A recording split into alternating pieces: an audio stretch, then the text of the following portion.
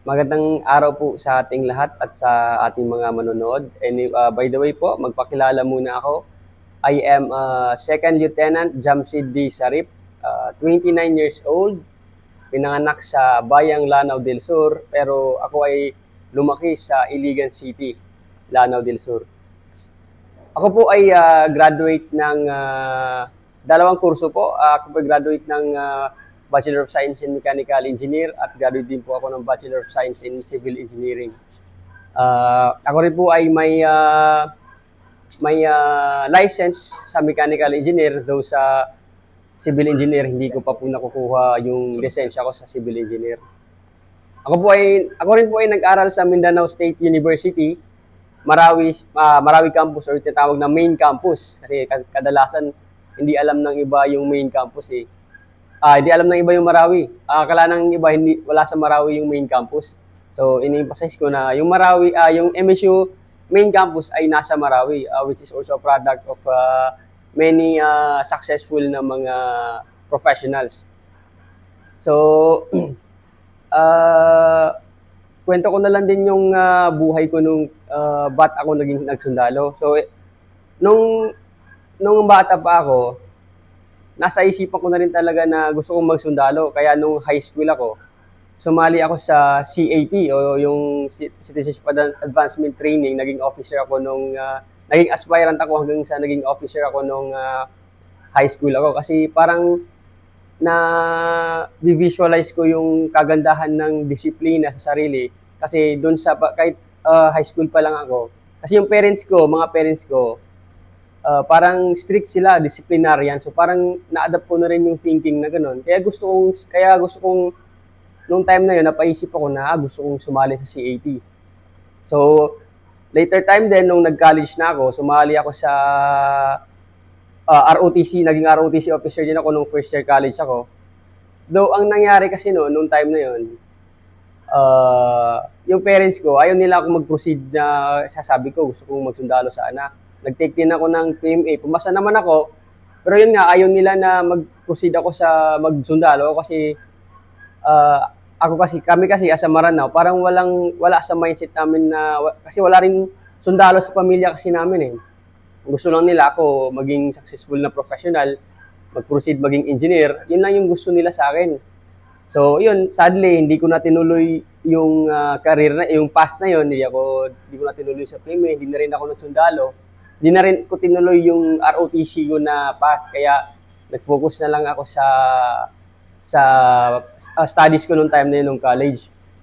Yung nangyari, tinuloy-tuloy ko na, natapos ko yung kurso ko sa mechanical engineer, and then later on naman, nagkaroon din ng opportunity na mag-aral din ako ulit ng civil engineer kasi dati talaga follower lang yung parents ko. Strict, di naman sa strict, pero they always wanted me na magkaroon ng magandang path sa buhay ba. Kaya kung may mga opportunity, sabi nila, pwede ka rin mag-civil, pag-aral ka rin ng civil para marami kang options. So I took the opportunity na rin, nag-aral yun, tinapos ko rin yung civil engineering ko. At yun din, at before ko na rin na-take ko lahat, kwento ko na rin na naipasa ko na rin yung mechanical license, yung mechanical engineering licensure exam. Before ko rin tinuloy naman yung sa civil engineering. Ngayon nung nangyari, along that way na pagtrabaho ako, I've been to corporate jobs during that time. Ngayon, nangyari, due to may mga times na sabi ko na parang wala rito yung gusto ko ba, parang hindi ito yung calling ko. Kaya nung time na yon, I had this friend na tropa rin, sundalo. Nakita ko sa kanya na parang maganda ata maging sundalo kasi nakita ko rin sa kanya na nagiging financial capable din siya ba. Sabi ko parang maganda rin magsundalo kasi parang hindi lang kasi sinasabi nila yayaman ka daw sa pag-engineer pero hindi naman nangyayari. Sabi ko parang maganda rin naman mag-engineer magsundalo kasi maganda rin yung nakita kong mga tropa, parang maganda rin yung buhay nila. So I asked my friend, yung kakilala ko na tropa sa 4th Mechanized Brigade, sabi ko sa kanya na, Kuya, baka pwede akong mag-apply sa inyo kahit special enlistment. Kasi nasa isip ko lang, gusto ko pumasok magsundalo. Kaya sinabit niya yung requirements ko dun sa kanila, sa brigade nila. During that time din, nung sinabit niya yun, parang sinabi ng mga kasama niya doon na parang overqualified ata kung magpapasok ako doon sa kanila. Timing din nung time na yun, merong initial interview ng OCC doon sa amin sa initial interview ng Araw Mindanao para sa OCC doon sa City Hall namin sa Iligan City. So, nangyari, siguro yun na rin yung nagbigay ng opportunity. Siguro yun na rin yung naging calling ko na at the same time, nung time na gusto kong magsundalo, dumating din yung pagkakataon na meron din palang initial interview sa Iligan. So, I took the opportunity, pumunta ako doon sa interview. So, doon na-expose ako na may ganito pala. Kasi previously, hindi ko rin alam na may ibang forms of commission pa ang mga officer kasi inisip ko PMA lang. Doon ko nalaman na meron din palang OCC. So, doon nagtuloy-tuloy na nag-research ako about sa certain yung structure ng Philippine Army. Doon ko rin nalaman na may mga iba't ibang source of commissionship, ano rin yung organizational chart ng mga ranks. Doon ko nalaman, doon ko na research, tapos doon na rin ko mas nainganyo pa ako nung malaman ko na mas marami akong nalaman nung na-research ako nung time na yun, nung na-interview ako nung sa Araw Mindanao nung initial interview na yun.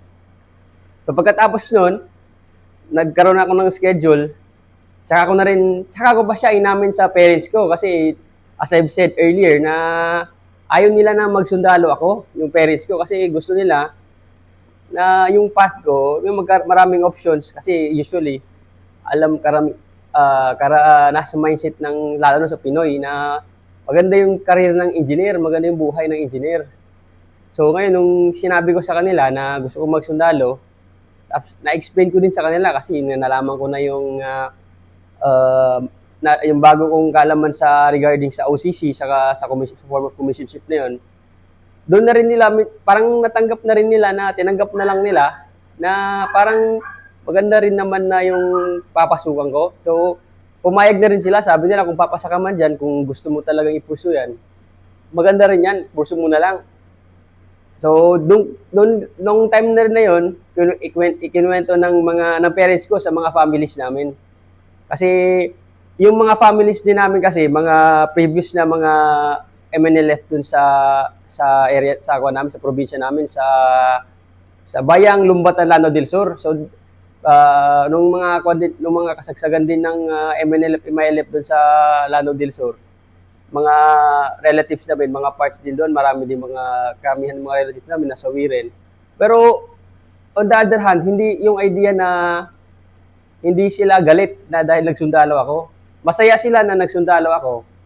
Kasi parang kumbaga ba na nagkaroon kami ng representation. Kaya nalaman nila na magsusundalo ako tapos mag-officer pa. Parang nagkaroon sila ng pride na parang, maganda yan, ituloy mo yan. Kasi sa pamilya natin, magkakaroon na tayo ng representation. As a whole na rin, kasi bihira lang din kasi yung Maranao na nagsusundalo, nag-o-officer. Lalo na't officer. Kaya sabi nila, maganda yan at ipagpatuloy mo lang yan. Kaya nung time na rin na yun, mas fulling tinanggap ng parents ko na magsusundalo ako. Kasi pati yung mga relatives namin, fully supportive sila na magiging papasok ako sa Philippine Army tapos mag-o-officer pa. So, nagtuloy-tuloy na rin na yun. So, nung pumasok na ako sa training, yun na rin, mahirap din yung training. May mga hurdles, maraming pinagdaanan na paghihirap. May time pa nga yun na nagkaroon kami ng phone priv, tumawag ako sa parents ko. Sabi ko sa tatay ko na, tay, parang napakahirap ng training. Sabi niya lang sa akin na, kaya mo yan anak, hindi ka na pwedeng bumalik kasi nasabihan na natin lahat ng mga kamag-anak natin, nakakahiya na kung uuwi ka pa na hindi ka matutuloy. Napaisip din ako. Tapos sabi din ng tatay ko, kayang-kaya mo yan. Tanda ko sinabi niya sa akin na, sabi niya, no pain, no gain. Yun na yung sinabi niya sa akin. Natandaan ko yun na, Parang napaiyak ako kasi mayroong idea na parang napasubo ata ako ah. Pero sinabi ko rin na tama naman yung sinabi ng tatay ko na no pain, no gain. Kasi pag pag nahihirapan ka, meron talaga yung, kumbaga sinasabi nila, there's always a rainbow after the rain. Yung naisip ko nung time na yun na parang maganda nga yung kaya ko to, kakayanin ko to. Doon ko na rin na-instill yung idea na, kasi meron akong parang motto, kasi nabasa ko, may nagkaroon ako ng motto nung dati, na he who has a why to live for can bear almost anyhow. Kumbaga, kung may rason ka, isipin mo parati yung rason mo, kahit anong hirap pa yan, kaya mong lampasan o kaya mong maging successful dun sa pagsubok na yun. So, nagtuloy-tuloy na rin na yun. Natapos ko yung training namin, nakagraduate ako sa OCC. Nakagraduate ako sa OCC Class 60. So, nung nalaman na rin ng mga kamag-anak ko yung na nakagraduate ako sa OCC, na commission officer ako. Nung nakauwi ako sa amin doon sa probinsya namin, buong munisipyo namin, pumunta talaga doon sa bayan namin, pati yung vice mayor pumunta doon kasi alam kasi talaga nila na unique lang sa isang Maranao na magsundalo talaga. Kasi karamihan sa mga kamag-anak namin, mga relatives, kadalasan gusto lang magpulis eh. So, parang ang idea kasi na parang siguro clouded yung idea nila sa sundalo kasi siguro may mga enmities before with regards sa mga liberation groups ng Islam saka ng mga sundalo dati kasi may mga kwento rin doon dati. Though yun nga yung idea na masaya sila kasi mayroon na sundalo sa pamilya namin na magiging representation ng pamilya namin or ng buong clan din namin doon sa probinsya namin. Kasi yung idea, pag isang area, isang barangay, parang whole clan yan, parang whole family din. So, they are grateful na ganun yung, ako yung parang isang si panimula sa pamilya namin na nagkaroon ng sundalo na magiging parang representation ng family namin. So, after nung nangyari na rin yun, na-deploy ako nung pagka-graduate ko. So, later on, nag-schooling kami. Tapos, yun, nalaman namin na gusto ko nga rin sana ma-deploy noon kasi nagkaroon kami ng yung mag-signify kung saan gusto namin na area, saan gusto namin na division. Ginignify ko yung mga malapit sa amin sa 6th ID, saka sa 4th ID sana. Though, yun, nalagay ako dito sa 7th ID at na-report na deploy ako dito sa 24th Infantry Battalion. So, previously, na-deploy kami sa Abra. Though, currently ngayon, nandito kami ngayon sa Ilocos. So, ang mga experiences ko naman sa Ilocos, anong na-deploy kami sa Abra, mahirap din. Ang masabi ko lang din, mahirap yung operations namin doon. Ang nangyayari, minsan napapaisip ako, may mga kasama kami na-deploy sa mga ibang units na parang madali lang yung area of operation nila. Dito sa amin sa Abra, napakahirap. Pero tinake as pride din namin yon kasi pag nagkikita kami ng mga kasama namin, yung nagkakakwentuhan kami na mas malalim mas mabigat yung kwento namin kasi sabi namin ganito yung lakad namin sa Abra, mahirap yung mga bundok doon. So parati ko rin sinasabi, parati kong sinishare, isa din sa one of the thing that I can say that I'm proud of din yung resilience ng tropa ng 24th Infantry Battalion. Kasi kahit anong hirap ng mga terrain dyan sa Abra nung time na nag-ooperate kami dyan, madalang mo talaga marinig na nagrereklamo yung tropa. Kasi siguro sanay na rin sila. Matagal-tagal na rin silang nag-ooperate dyan sa areas ng Abra. Karamihan kilala na rin nila, kabisado na rin nila yung mga lugar.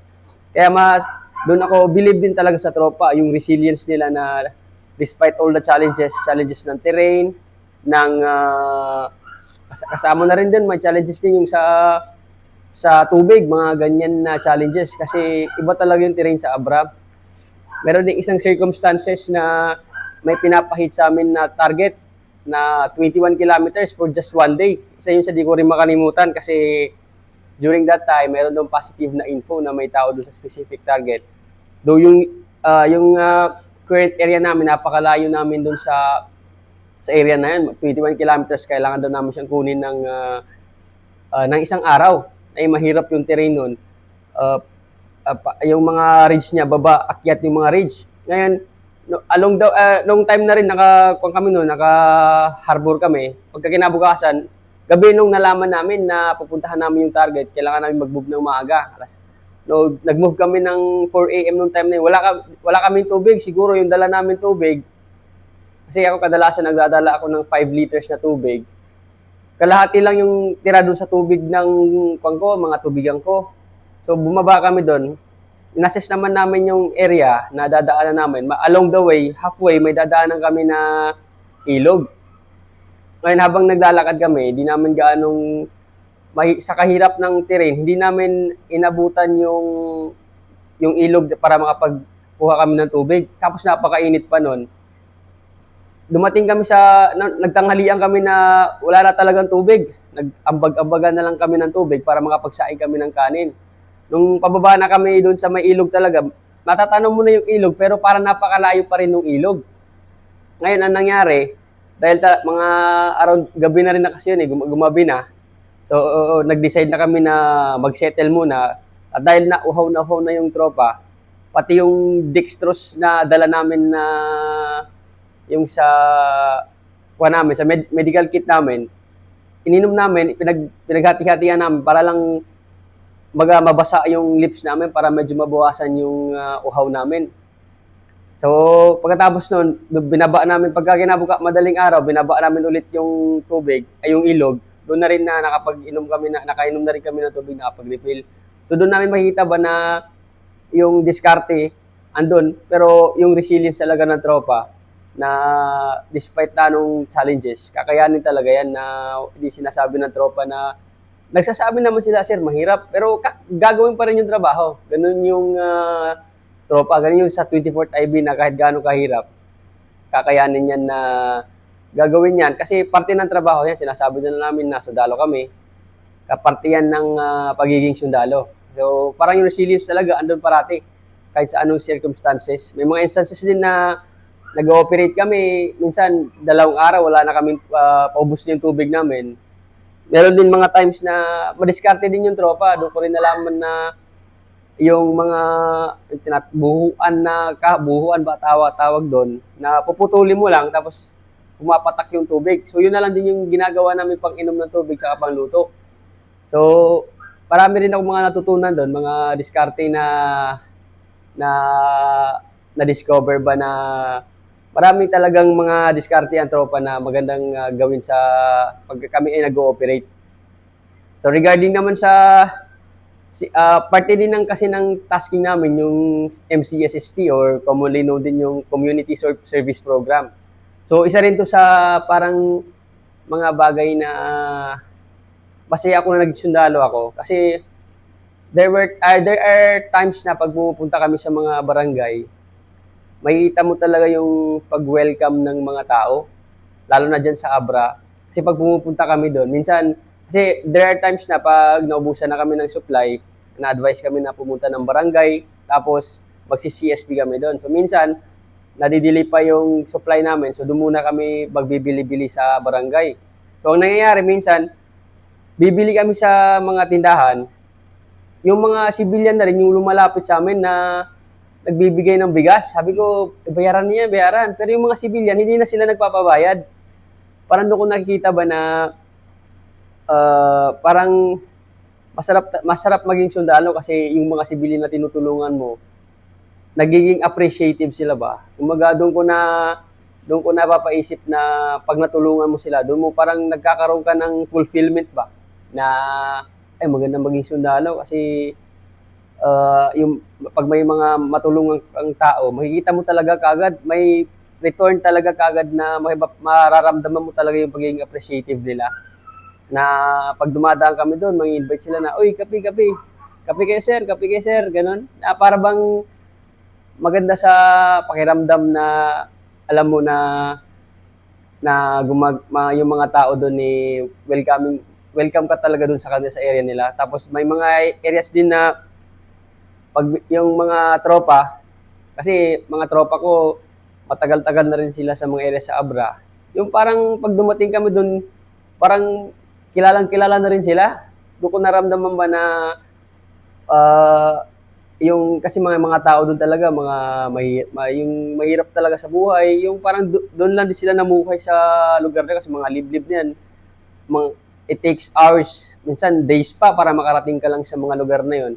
Tapos yung mga tropa ko kakilala nila, mga naging kaibigan na rin nila. Pero kung nare-realize ba na maganda yung maging sundalo, kasi nakakatulong ka doon sa mga tao na mahirap maabutan ng tulong. So kami lang yung nakakatulong sa kanila, nakakapagbigay, minsan nakakapagbigay ng mga bagay na hindi sa kanila, hindi nila madalas makuha yung mga bagay na minsan na ibibigay namin sa kanila. Kasi mahirap din talaga doon kasi minsan mga kinakain lang nila doon yung mga gulay, yung kung ano lang yung tinatanim nila doon, yung inaani nila, yun lang yung kinakain nila. So pag nakapagbigay kami sa kanila ng minsan kahit dilata saka mga noodles, masaya sila pag nakaka-receive sila ng ganun eh.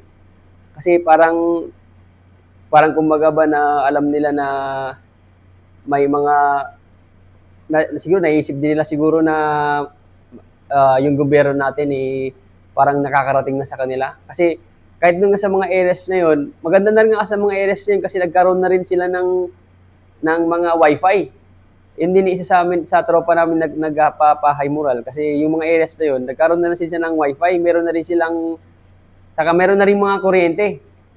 Saka kasi doon nagkakaroon sila ng hydropower plants na nakakapag-produce ng kuryente. So napapa-under din nila yung mga wifi nila doon. So yun din, minsan pati nilang sinasabi din sa amin, nagpapasalamat sila kasi yung mga party rin yun ng mga programa ng gobyerno na naipamigay sa kanila ng mga previous din na mga predecessor ko na mga nagtanim ng nag-present ng mga programs na yun doon sa kanila. So marami din talaga malaki din talaga yung pasasalamat nila sa amin, pati sa mga tropa, dati na mga tropa na doon. Kaya na-appreciate ko rin talaga na ngayon kasi ako na yung receiving end ng pasasalamat nila ba pag kami mga tropa pumupunta kami doon. Kami yung receiving end ng pasasalamat nila.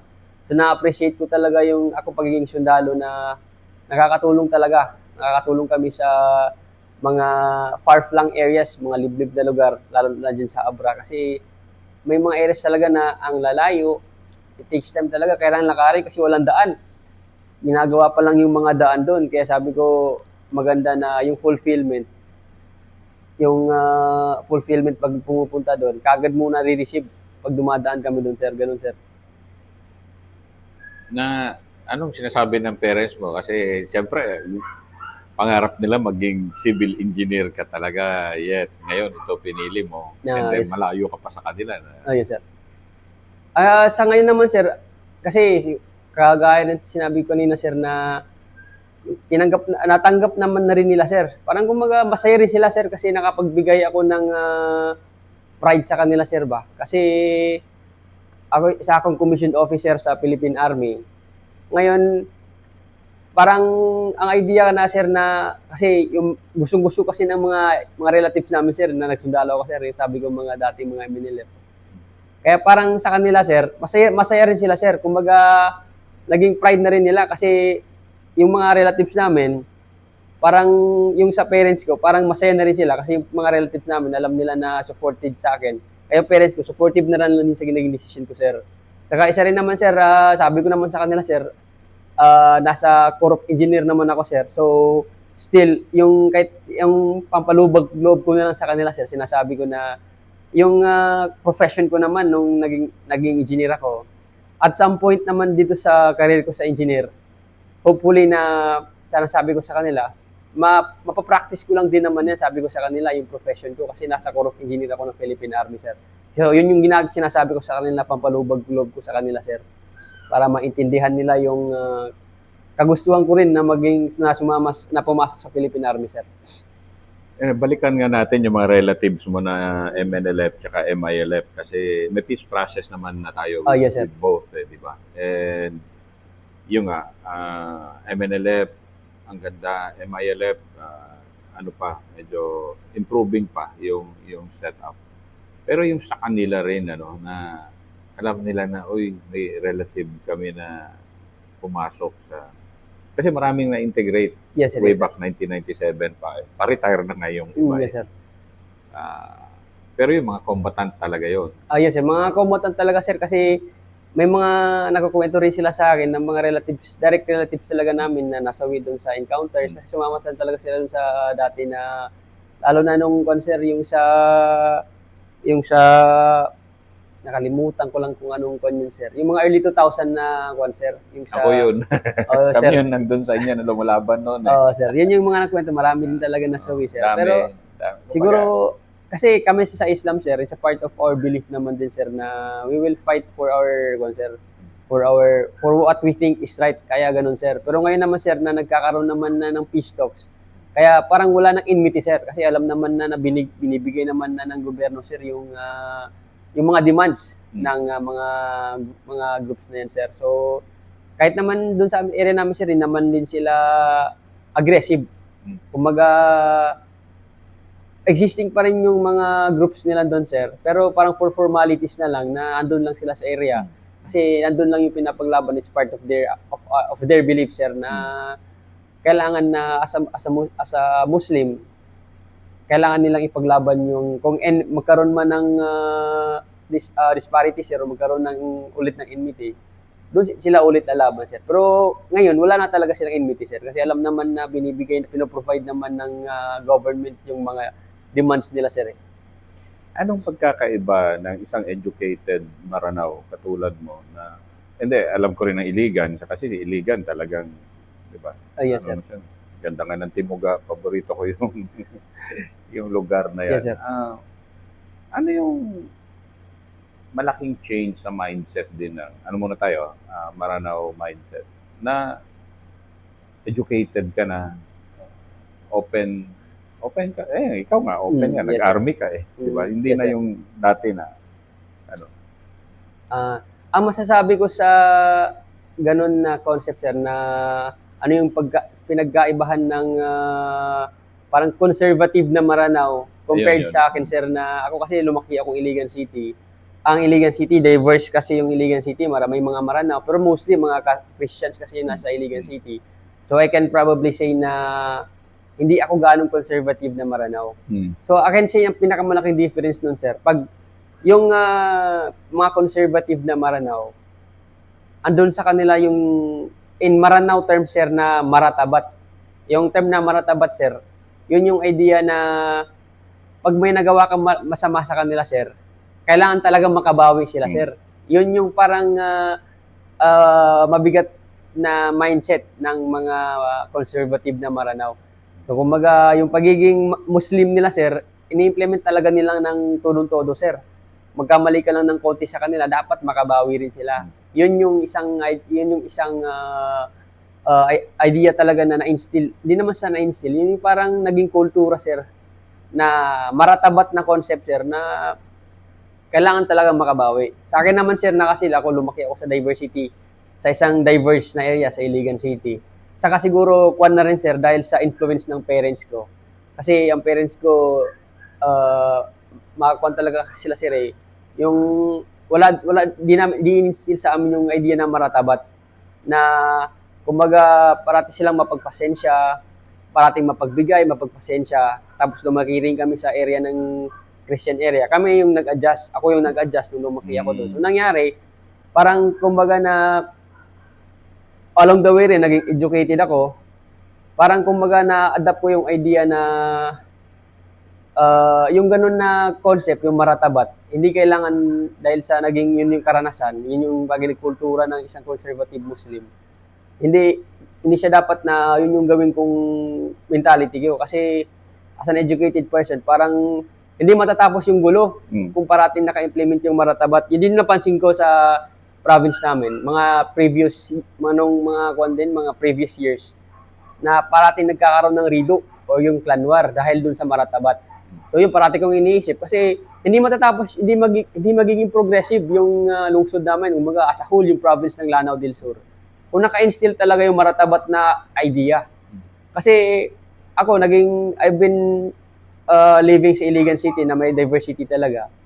Kailangan talaga namin mag-adapt na hindi lang na sa mundo namin umiikot yung mga bagay-bagay. Na kailangan mo talaga mag-adjust pag pupunta ka sa ibang lugar. Kagaya rin namin na diyan sa kung kailangan din ng progress, kailangan talaga na mag-adjust na mawala yung ganun na culture, yung maratabat. Kasi hindi magkakaroon ng peace kung parating pinapairal yung maratabat, yung idea na kailangan mo makabawi pag may nangyari sa'yo. Kasi hindi matatapos yung story nun eh. Paulit-ulit lang. Nagkaroon na yung kabila, may ginawa sa'yo, gagawin mo rin.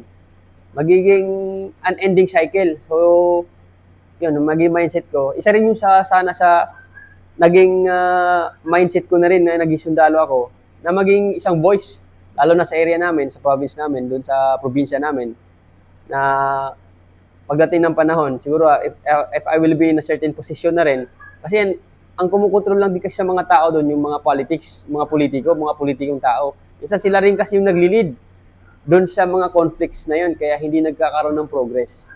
So, yun sir, ngayon sa posisyon ko ngayon sir, yun yung naging idea ko na gusto ko ring implement sa mga future generation sir. Kaya nga sinasabi ko rin sa mga kamag-anak ko sir, na gumagraduate din ng mga college. Sabi ko, meron kayong ibang option, pwede kayong magsundalo. Kung college grad kayo, pwede kayong mag-OCC, gano'n sabi ko sa kanila. Kasi gusto kong malaman ng future generation namin, sa next generation ng mga tao sa kabataan sa Lanao del Sur na mawala yung idea ng ganun sir ba, na magkaroon na isipin nila yung progress na kailangan mag-adjust na hindi na kailangan sundin parati yung kultura, yung nakasanayan. Kailangan magbago para magkaroon ng progress sir. Ganun yung idea ko ngayon sir, na gusto ko rin sana i-implement sa next generation ng mga Maranao dun sa amin sir.